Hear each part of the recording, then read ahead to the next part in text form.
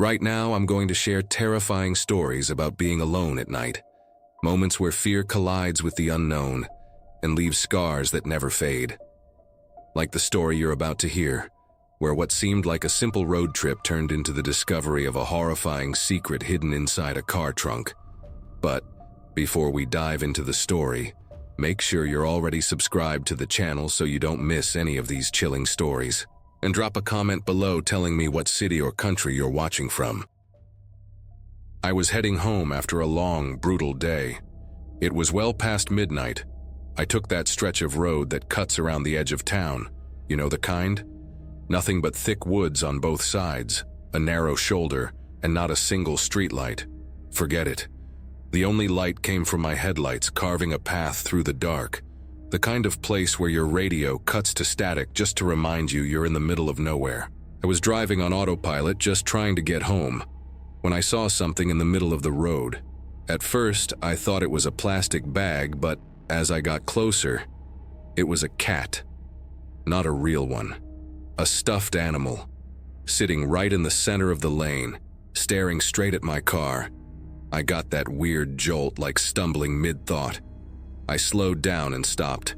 I killed the radio, opened the door slow, scanning the sides. Nothing. Dead silence. Not even crickets. That thick muffled quiet you only get in empty places at night. I walked up to it. Small, kind of dirty, with one eye stitched shut with red thread. I picked it up carefully, figuring someone must have dropped it from a car. But the strange thing was, it felt intentional. Like it had been placed there on purpose. The second I got back in the car and buckled up, I heard an engine behind me. I checked the rear view. A white van. Old, unmarked, headlights off. It was just sitting there, about 30 feet back like it had materialized out of thin air. My pulse spiked. I started driving, trying not to look panicked, but my eyes kept flicking to the mirror. The van started following, not too close, but steady. The road twisted, and instead of falling behind, it kept reappearing, always there, like it was stuck to me. The stuffed cat was still on the passenger seat, facing me, like it was watching everything unfold. Tried to laugh it off. Call it paranoia, but the sound died in my throat. Then the van sped up, got closer.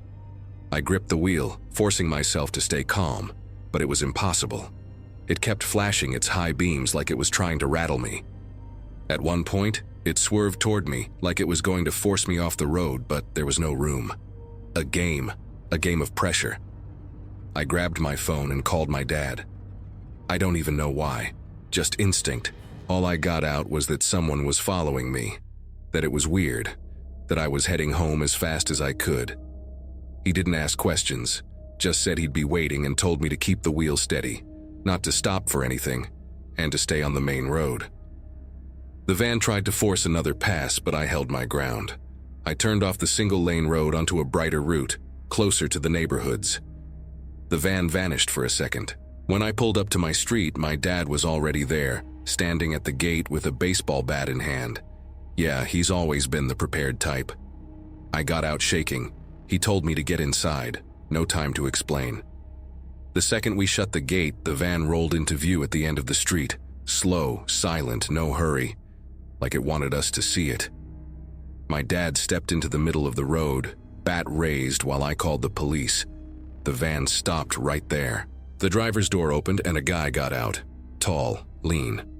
Hood pulled up, face half hidden, but you could feel the tension in his stance. Looked like he was about to charge my dad, but he just stood there.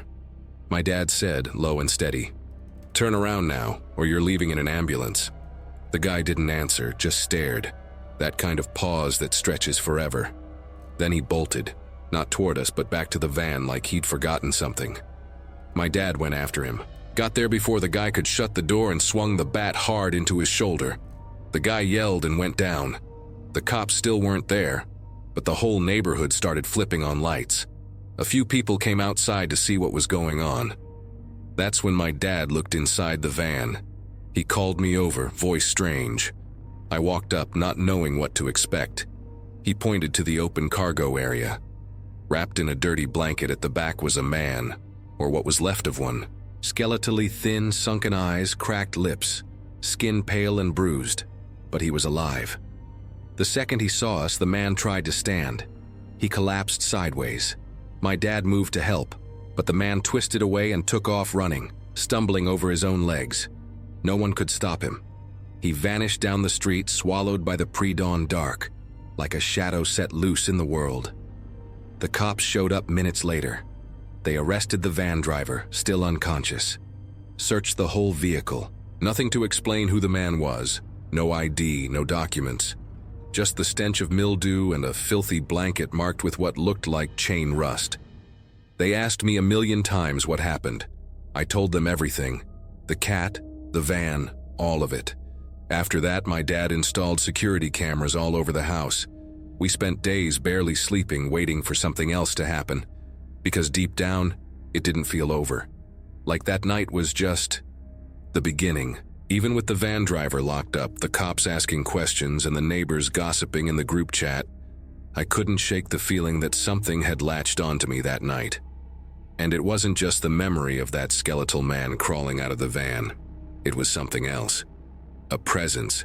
The sense that someone was watching from a corner I couldn't see. The cameras went up the next day. One at the front, one in the backyard, 2 inside. My dad handed me a screwdriver to keep in the car, just in case. His way of saying he was worried without saying it. He also started sleeping with his bedroom door cracked open, something he'd never done before. The first week, nothing happened. We reviewed the camera footage almost every night, more out of anxiety than suspicion. But on the 8th night, something showed up. On the front camera, around 3:30 a.m., a figure moved too fast to be a dog or a person, low to the ground, hunched, moving weird. It stopped near the gate, looked straight at the camera, and then the feed froze. When it came back, the figure was gone. Just the sound of wind and some bizarre static that had never happened before. The next morning, when I went to the grocery store with my dad, I tried to act normal. Grabbed a basket, walked the aisles, distracted, thinking about anything else. That's when I saw her. A little girl, maybe 9 or 10, standing near the freezer section. She wore a red coat, dark hair pulled into a ponytail, and she was holding the same stuffed cat, identical to the one I'd found on the road. Red stitching over one eye, a smudge on the muzzle, even the way the ears flopped was the same. She was staring at me, hard, like she already knew me. A chill ran down my spine. I walked toward her slowly, keeping eye contact but trying not to spook her. As I got closer, she turned and walked away between the shelves, unhurried. I followed. I could hear the faint scrape of the toy's limbs dragging on the waxed floor. I turned the corner, and she was gone. I ran to the end of the aisle, looked both ways, asked a stock clerk if he'd seen a little girl with a stuffed cat. Nothing. Like I'd hallucinated it. But the weirdest part was how I felt while searching, a pressure in my chest. Not regular fear. It was like I'd been dropped back onto that road, trapped in that same sensation of being watched, of being inside something I didn't understand. We went home. I told my dad, and he didn't say a word, just grabbed his toolbox and spent the afternoon adjusting the cameras. Now they pointed at the windows too. I barely slept that night. Woke up sweating, certain someone had whispered my name. I couldn't tell if it had been a dream, but I swear I heard it. Soft, right next to my ear. The next morning I checked my car for the stuffed cat, torn the place apart. Backseat, glove compartment, trunk, nothing. It had vanished, like it had never been there. But I knew I'd left it on the passenger seat. I'd seen it the whole drive home, I was sure. That's when the real panic set in. It wasn't just fear anymore. It was confusion, paranoia, the kind of thing that starts eating away at your logic. And the worst part? My dad was acting strange too. Quieter, more alert, like he was seeing something he didn't want to tell me about. Late that afternoon, he called me into the backyard, said he'd reviewed the indoor camera footage, and that for 3 nights in a row, at 4 a.m., a shadow passed through the hallway. Same pace, same direction. But when he tried to pause the video, it jumped a second forward. like it didn't want to be recorded. The last clip showed more. In the window's reflection, for a split second, there was a figure. Couldn't make out the face, but the eyes. They looked like mine. We stood in silence. He turned off the monitor. I sat down right there on the backyard pavement, trying to process what the hell was happening. That night, for the first time, we left every light in the house on. And even then, I knew. In the dead of night, someone stopped outside my bedroom door. Stood there for what felt like forever. Not coming in, not leaving, just watching. That was insane. What did you think of this story? On a scale of 0 to 10, how would you rate it? Share your thoughts in the comments. Sometimes danger comes from where we least expect it, and other times it's much closer than we could ever imagine, even within your own family. The next story shows exactly that in a terrifying way, on a stormy night no one will ever forget. The rain had been falling in a fine mist since late afternoon, the kind that feels like it'll last all night. The kind that makes everything quieter, like the house itself has stretched wider than it really is. My wife had left the day before to visit her mom upstate, so I was alone. I thought I'd enjoy the peace, catch up on shows, pour some wine, unwind. But something about that night wouldn't let me. It was nearly 9 when I heard a car pull up outside the garage. At first I figured it was her. Maybe she'd cut her trip short even though she hadn't texted. Weird, but I got up to check the window. Only problem, there was no car, not a single one. The sound had been clear, like someone parking right out front, but the street was empty. No headlights, no brake lights, nothing. I went back to the couch, trying to shake it off. But a few minutes later, I heard heavy footsteps on the walkway, like someone was heading straight for the front door.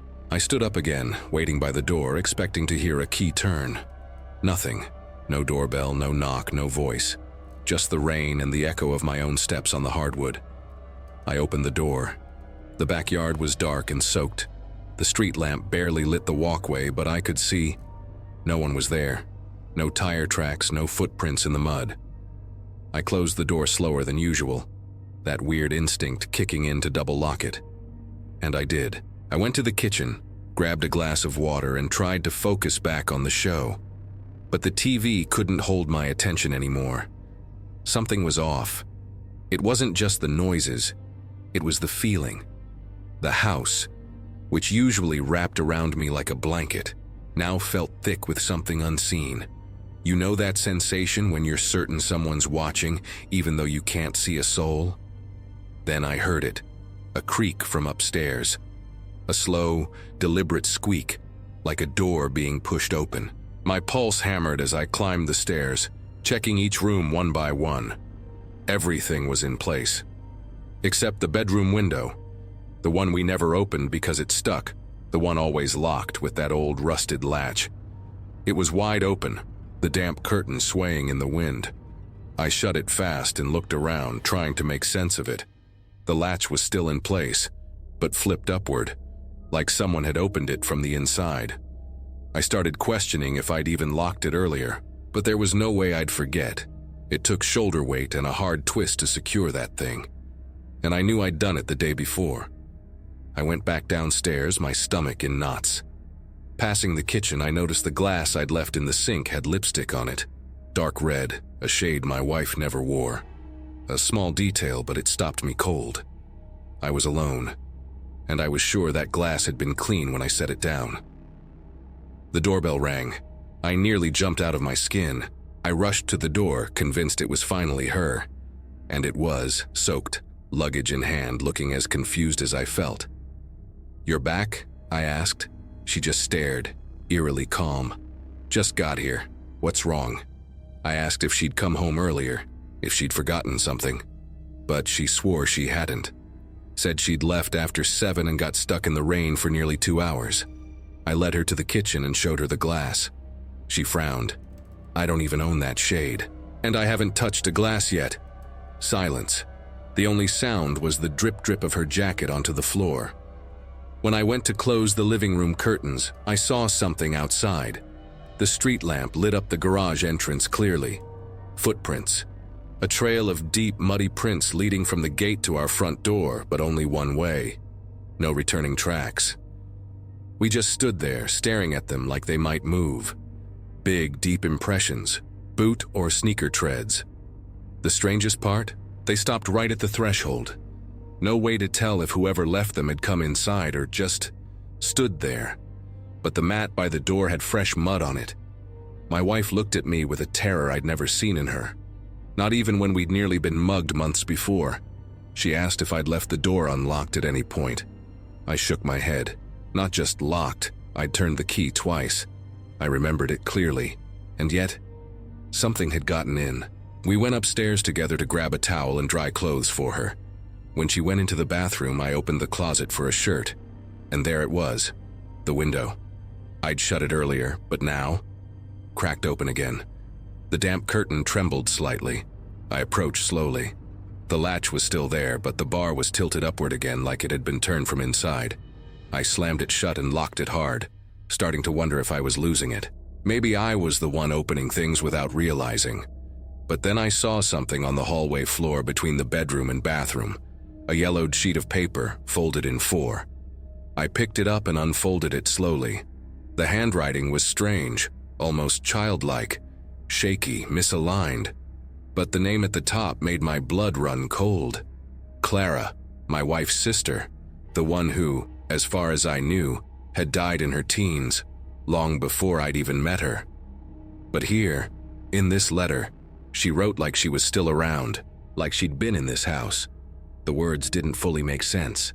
Something about missing her sister, wanting to see her again, how she looked prettier with the life she took. And then the last line hit me like a punch. I still know how to sound like you. I showed my wife the letter when she came out of the bathroom. She went pale instantly, sat on the bed struggling to speak. When she finally did, her voice was barely a whisper. Clara, she had a problem. Ever since she was little, she could imitate people, not just voices, their walk, their handwriting, everything. We thought it was just a game, but it got bad when she started pretending to be me. She told me their parents had noticed strange things. Her clothes in Clara's closet, schoolwork she swore she'd never written. Once their mom found Clara lying in her bed, hair cut exactly like hers, wearing her clothes, speaking in her exact voice. After that, Clara was institutionalized, but she escaped months later and was never seen again. Outside, the rain turned heavier. Thunder made the lights flicker. We went downstairs to unplug everything, clinging to some shred of normalcy, but the air in the house had shifted for good. That's when we heard the noise in the kitchen, a plate clattering, a draft, a cat. Neither explained the muffled laughter that followed. We rushed in. The light was on. The lipstick glass was gone. And on the wall, like someone had dragged a wet finger across the tiles, were the words, "Do you still think I'm her?" My wife broke. She started sobbing, shaking, saying this had to be a nightmare. But I wasn't thinking about dreams or coincidences anymore. We were dealing with something beyond logic. A spirit, maybe. But it was more than that. There was intent. A game being played. The next morning, as soon as the sun rose, we left the house without looking back, grabbed only what we could carry and abandoned the rest. No discussion, no questions. The decision was silent, heavy, final. The house stayed behind like an unhealed scar, and we promised each other we'd never speak of that night again. We never went back, and we never opened that window again. Creepy, right? Hidden secrets can turn everyday life into a nightmare. But what about when the terror comes knocking at your door, literally, trying to force its way into your home? That's exactly what happens in the story you're about to see now. Some things you live through stick with you, no matter how much time passes. No matter how many years go by, there are nights that stay alive in your memory. Every detail, every sound, that creeping feeling of being watched. I was home alone with my little brother that night. My parents had gone to a wedding out of town and weren't coming back until the next day. Nothing out of the ordinary. We'd been alone before. But this time, something was off. It was a Friday. We ordered pizza, watched cartoons, played video games. Just another night. My brother Ethan was 8 at the time. A curious kid, but usually pretty chill. By around 9:30, he was already yawning and headed up to bed. I stayed in the living room, flipping through channels without really watching anything. The house was quiet, just the hum of the fridge and the wind tapping against the window. Then, knock, knock, knock. 3 sharp raps on the door. I peeked through the side window. A man stood there wearing a dark baseball cap and holding a cardboard box. Had to be in his 50s, maybe older. He smiled when he noticed me looking. "Evening. Delivery for a Mr. Daniel Carter," he said, nodding at the box. Problem was, no one in our house had that name, and we hadn't ordered anything besides pizza. I hesitated. His uniform had no logo, no name tag, just a plain blue jacket with nothing on it. The box was unmarked, no label, no shipping code. Just a random cardboard box. "You sure this is the right place?" I asked, keeping the door locked. 1247 Maple Street, yeah, it's here. Says so right on the paper, he replied, pulling out a crumpled sheet like he was reading it. But the way he held it, too stiff, too rehearsed, made my skin crawl. My gut screamed at me, "Do not open that door." I just shook my head and told him no one by that name lived here. He pushed a little, asked if I could at least take the package since he was in a hurry. I said no again. That's when his smile vanished. He stood there for a few seconds, just staring. Not angry, not scared, studying me, like I was some kind of experiment. Then he turned and walked away, slow, like he had all the time in the world. I locked everything, slid the chain into place, yanked the curtains shut, but the air in the house had changed, heavier, like something dark had slipped in with that guy. The living room light flickered for a second. I told myself it was just my imagination, but the chill down my spine wouldn't go away. I went to Ethan's room. He was asleep, curled up under his blankets. I lay down beside him for a minute, just to steady myself. I don't know how much time passed, but around 11, I heard it again. 3 soft taps. This time it was a woman at the door. She had her hair pulled back, wore a light jacket, and her eyes were wide with what looked like desperation. She was shaking, like she'd been out in the rain, but it hadn't rained. "Please, my car broke down. I don't know where to go." Her voice was weak, almost a whisper, but something was wrong. She spoke like she was forcing the words out, keeping her tone too carefully. And her eyes, they didn't blink. I froze. Then I saw him. In the far corner of the backyard near the fence. The same guy from earlier, motionless, arms crossed, watching me. My heart hammered. I bolted from the door, sprinted upstairs, and locked myself in Ethan's room. He woke up startled, but I told him to stay quiet, that it was a game, like hide and seek. I shoved him into the closet, handed him a pillow, and told him not to come out until I came back. His voice trembled as he asked what was happening. I grabbed my phone and called 911. Told them everything, 2 strangers lurking outside, trying to get me to open the door, one of them standing in the backyard like a statue. The dispatcher told me to stay calm, that a squad car was already on the way. I hung up and went to my bedroom window, where I could see the backyard.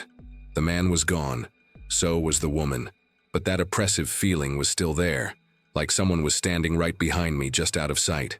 And then, footsteps, downstairs, slow, deliberate, like someone was walking through the kitchen. I didn't move. The steps came, stopped, came again.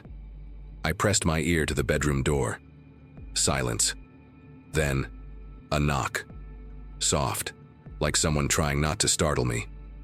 I stumbled back. The light started flickering. A voice came from the other side, low, male. "Just want to talk, just want to talk." That was the worst moment of my life, because I knew it wasn't family, wasn't a friend, wasn't a neighbor. And the energy in that house, it was like the walls themselves had been infected. This wasn't normal. This was something supernatural happening in real time. I clutched my phone, ready to call back, but the noises stopped. Dead silence. Not even crickets outside. It wasn't until I saw the red flashes of the police car at the end of the street that I could breathe again. The officers knocked, and I only opened the door when I saw their uniforms through the window. I told them everything. They searched the yard, Checked the neighbors' houses, even went down the block. Nothing. No signs of a break-in, no footprints, no box, no broken-down car. Nothing. But here's what got me. One of the cops said this wasn't the first call that night. 3 other houses in the area had reported the same thing. Strangers knocking, pretending to be delivery guys, asking for help, trying to get inside. In one house, the guy opened the door and vanished. His family never saw him again. Just an open door and an empty house. That's when it hit me. If I'd unlatched that door, if I'd let Ethan answer, we might have disappeared too. Or worse. The next morning, the first thing I did was change the locks. Then I installed cameras, an alarm, motion sensors, the works. I don't sleep anymore without checking every window, every door. That feeling of being watched stuck with me for weeks. Even now sometimes I still swear there's someone outside, just standing there watching. And here's the craziest part. None of the houses that reported the same thing got it on camera. Every single security system glitched at the exact time of the incidents. The cop called it electromagnetic interference, but I don't buy it. To me, it was something else. Something that didn't play by the rules. In the end, the only thing that saved us was that instinct. That voice in my head saying, "Don't open the door." And maybe that's what scares me the most, because if I'd ignored it, well, you wouldn't be hearing this story right now. Scary stuff, huh? That night, trusting instincts is what saved a life. But threats don't always come from strangers outside.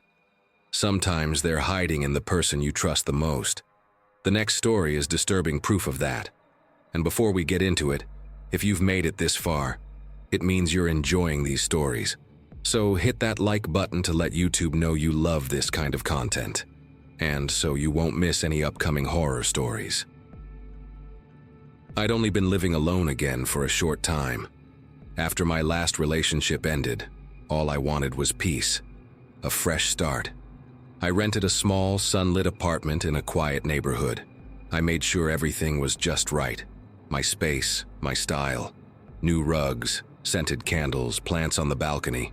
Slowly, the silence stopped feeling suffocating and became my sanctuary. That's when I met Jake. We bumped into each other at a coffee shop near my office. He seemed nice, kind of shy, the type of guy who listens more than he talks. We exchanged numbers, started chatting, and before long, he was stopping by almost every weekend. At first it seemed harmless. He'd help with groceries, insist on making breakfast, even brought a new throw pillow for my couch. But there was something, an unease I couldn't put into words. Like he was always too attentive, watching, even me. Then I started noticing the little things. Sometimes I'd wake up with this creeping feeling, like I was being watched, a heavy negative energy in the room as if someone else was there. Other times I'd find things out of place. A vase knocked over, my hairbrush damp in the bathroom when I hadn't used it. I chalked it up to stress, paranoia, until the moment everything clicked. One night, while he was in the shower, I accidentally dropped his phone. The screen lit up, unlocking with his face. What I saw made my blood run cold. A hidden folder, dozens of photos of me, asleep, taken from weird angles. From the foot of the bed, the cracked doorway, even outside my window. Some were dated before we'd officially met. My stomach twisted. I'd been sleeping next to a stranger for weeks, literally. When he got out of the shower, I didn't say a word, just told him I needed space, that things were moving too fast. He looked uneasy but didn't push back. The next day, I blocked him everywhere, social media, phone, email. But that wasn't the end. It was the beginning of the real nightmare. The noises started at night. Soft knocks on my kitchen window, even though I lived on the 3rd floor. Doors creaking open on their own. The sharp stench of cigarette smoke filling my living room, though no one in the building smoked. Then one night, I jolted awake to the sound of my front door unlocking. I'd changed the locks, but it turned anyway. Slowly. Like someone knew exactly what they were doing. I got up, heart pounding so hard I thought it might burst. And there he was, Jake, standing in the hallway in a black t-shirt, sweating, gripping a knife. His eyes were wild, like he wasn't fully there. He took a step toward me, and I bolted to my bedroom. Locked the door, shoved my dresser against it.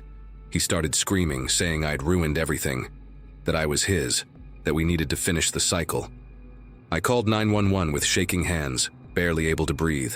The dispatcher tried to calm me down, but all I could hear were the kicks against the door. The wood splintered with each hit. I could see the end coming. Then, suddenly, silence. The police arrived minutes later, but in that eternity, it felt like hours. They found Jake hiding in the laundry closet, knife still in hand. He was trembling, muttering nonsense. One of the officers said he looked like he was in a trance. And to this day, I think he was. There was something else there, beyond madness. I was taken to the hospital as a precaution. I'd cut my foot running and needed stitches, but the real wound was inside. I was kept for observation, and that night, I couldn't sleep. I relived every second, every image, that feeling of being watched, like he was still there. A lingering presence, as if part of him had latched onto me long before that night. Later, the police confirmed he had priors, breaking and entering, stalking. He'd been committed to a psych ward as a teen. No one knew because he'd been using a fake name. The trial happened months later. He was sentenced to prison for attempted murder and home invasion. But even with him locked up, the fear stayed. For a long time, I avoided going out at night. Any noise sent me bolting upright. I installed cameras in every corner, changed my number, moved. And still, for months, I'd wake up from nightmares, dreaming he was back, climbing through the window, watching me sleep. It messed with me in ways I never thought possible. I never slept with my bedroom door open again. Never trusted someone the same way. Now I understand. You feel when something's off, when the energy shifts, when someone's wrong, no matter how normal they pretend to be. I felt it from the start. I just ignored it. Thought I was overreacting. But your body knows. You have to listen. Since then, I've never dismissed that alarm bell again. That gut feeling that hits like an internal siren. That sense of being watched when logically no one's there. I've learned to trust it, to respect it. I never let myself be that vulnerable again. Never left doors open, literal or emotional. Never brushed off an uneasy silence or a strange presence. Because safety isn't just about locks, it's about being prepared. It's about trusting what you feel. I've moved on, but I carry that invisible scar. And whenever someone asks why I have so many cameras or why I avoid casual dates, I just say, because I've had too many nights in my own home that weren't mine. And I'll never let that happen again. Creepy. What did you think of this story? From 0 to 10, what rating would you give it? Leave your answer in the comments. Man, there are things you live through that you try to bury, but your brain just won't let go. Every time someone mentions a cabin getaway, nature, peace, and quiet, I get this weird chill down my spine. And I'm not the jumpy type, but what went down with me and Jake at that lake? There's no explanation that makes it sit right. Work had been hell, relentless pressure, endless demands, and Jake was losing it at his job too. We grew up like brothers, so when he suggested disappearing for a few days, just us, fishing, beer, silence, it felt like the lifeline we needed. The kind of trip that sounds simple, but saves your sanity. He found this cabin online on some offbeat site. Not touristy at all. Middle of nowhere, on the edge of a nameless lake deep in the backwoods of South Carolina. The price was suspiciously low, but the photos? Gorgeous. Rustic wooden cabin, trees all around, a deck jutting right over the water. We booked it on the spot. We rolled in late on a Friday, the sky bleeding orange, the smell of pine thick in the air. The dirt road to the cabin was narrow, and when we first saw the place, it hit just right. Total isolation, no neighbors, nothing but nature and this massive, glassy lake stretching out in front of us. The cabin was basic but clean. One bedroom with 2 beds, a living room with a fireplace, a tiny kitchen, and a bathroom with one of those sketchy electric shower heads that looks like it's about to fall off the wall. Cell service? Of course not. But that was the point. Saturday morning dawned clear. We had coffee to the sound of birds, set up our fishing gear, and posted up on the deck. Pure peace. The only sounds were the water lapping gently and some birds we'd never heard before. We spent hours just shooting the breeze, laughing at stupid jokes, waiting for a bite. That night, we grilled out and sat on the porch staring at the stars. The sky was so clear it looked painted. Around 11, as we were getting sleepy, we heard it. A motor. Low, steady, like a small boat. The thing was, we hadn't seen a soul all day. No houses, no cars, no signs of life but ours. We went down to the water's edge but saw nothing. The sound cut off abruptly like it had never been there. We laughed it off. Probably just the wind in the trees, some weird forest noise. But deep down it had already cracked the peace. The next morning I noticed footprints in the dirt near the shore. Barefoot. Not ours. We'd been wearing flip-flops the whole time. The weirdest part? They led from the water into the woods, like someone had walked out of the lake and toward the cabin. I showed Jake and he tensed up immediately. We tried calling the cabin owner, but no signal. So late that afternoon, we drove 40 minutes to the nearest tiny town and finally got through. The guy was weirdly casual, said it was impossible, that no one had been out there in weeks. Even threw in how the lake was real quiet, and nothing strange ever happens there. Too forced. We didn't buy it, but we went back anyway. That night, we decided to stay up. Set up chairs on the porch, armed with flashlights and a kitchen knife, just in case. Around 2 a.m., the motor sound came back, but this time, there was a light. Right in the middle of the lake. A faint white glow swaying like a lantern or a boat's running light. Except there was no boat. The light hovered, then drifted slowly, like someone was rowing. For a few seconds, we could make out a silhouette standing. I swear on my life, it wasn't a reflection, wasn't our imaginations. The second we shined our flashlight out there, the light vanished. And the sound died with it. Next morning, more footprints. Not just by the lake now. There was a wet print on the porch, like someone had stepped there in the dead of night. But we hadn't heard a thing. No doors, no footsteps. Just that damn light floating on the water. The cabin felt heavy. That prickly sensation of being watched never left. Every snap of a twig, every gust of wind set us on edge. It was like the forest itself had eyes. We barely spoke all day, just packed our bags and decided to bail before dark. As we were leaving, driving down that narrow trail, Jake slammed on the brakes and pointed at the lake. Something was floating near the deck. I ran over and froze. It was a body, bloated, purplish, face down.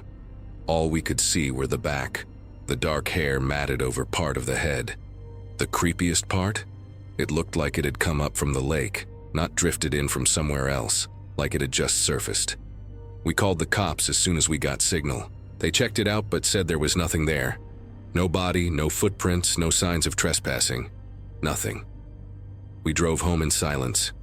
Never spoke about it again. But every time I close my eyes, I see that light on the water. Every time I hear a boat engine, my pulse spikes. I don't know what we saw. Some kind of spirit, bad energy, or something in that lake that doesn't like visitors. All I know is, since then I avoid isolated places. If the rental's too cheap, I walk. If the lake isn't on the map, hard pass. Because there are things that happen when no one's looking, and sometimes the mistake is looking too close. If I can give you one piece of advice, trust your gut. When something feels off, don't talk yourself out of it. Leave, because you might not get a second chance. If you're still here with me, drop a comment with the phrase "mysterious lake" so I'll know you made it all the way to the end of this journey. Don't forget to subscribe so you won't miss more stories like these. Hit the like button. It shows me you enjoy feeling this suspense right along with me. And it doesn't stop here. There's another video right next to this one filled with even more terrifying stories. Click it and join me over there, because the night is only just beginning.